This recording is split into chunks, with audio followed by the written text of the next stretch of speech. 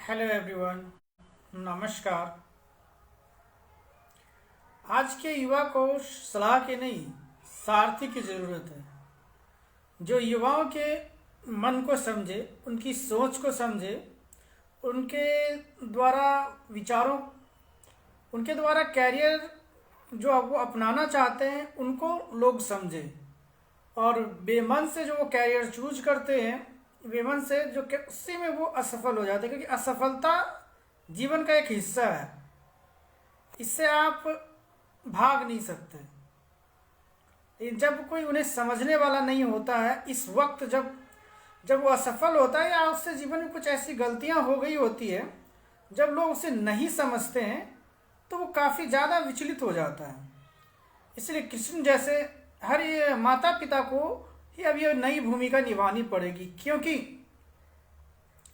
Internet के माध्यम से युवा ना जाने किस ज्ञान की ओर अग्रसारित हो जाता है। उनको वो ज्ञान पसंद, वो लक्ष्य उन्हें पसंद, वो कैरियर उन्हें पसंद आने लग जाता है। नहीं पता होता तो उनको सुनना बहुत ज़रूरी है, क्योंकि इस पूरी दुनिया में तमाम तरह के काम हैं जिसमें लोगों ने सफलता के झंडे गाड़े हैं। लेकिन जहाँ तक मुझे लगता है, भारतीय समाज में महज चंद कामों को ही कैरियर का विकल्प समझा जाता है।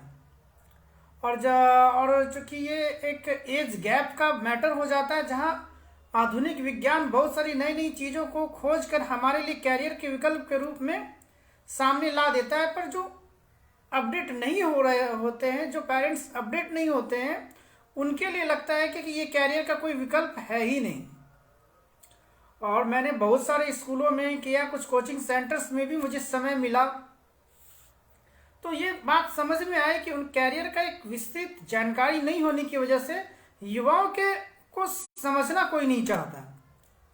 आपके मन में अपने भविष्य को लेके कोई ना कोई जिज्ञासा तो होती है, खुलकर बच्चे अपने पेरेंट्स के सामने, अपनी टीचर्स के सामने समक्ष रख नहीं पाते कि उन्हें करना क्या है। बेवजह बेमन के कैरियर को चुनने से उसमें सफलता मिलती ही नहीं है। जो लोग सफल हो रहे हैं, कहीं ना कहीं उस कैरियर में उसका इंटरेस्ट होता है। आप खुद पे रियलाइज कीजिए कि अगर कोई आपके मन का काम ना हो और वो आपको कोई करने के लिए कहता है, तो आप कैसा फील करते हैं। आप बड़े हो गए हैं, पेरेंट्स बन गए, फिर भी आपके मन का कोई इंसान कोई काम करने के लिए कहता है तो आप बुरा फील करते हैं। वो तो एक मासूम सा बच्चा होता है, एक युवा होता है, एक जोश होता है। उसके नवीन काम को, उसकी नई सोच को, या कुछ भी अपने हिसाब से करना चाहता है, उसे गलत कहने के बजाय उसे समझा जाए, तो जब वो ज़्यादा अपने काम में परफॉर्मेंस दे पाएगा।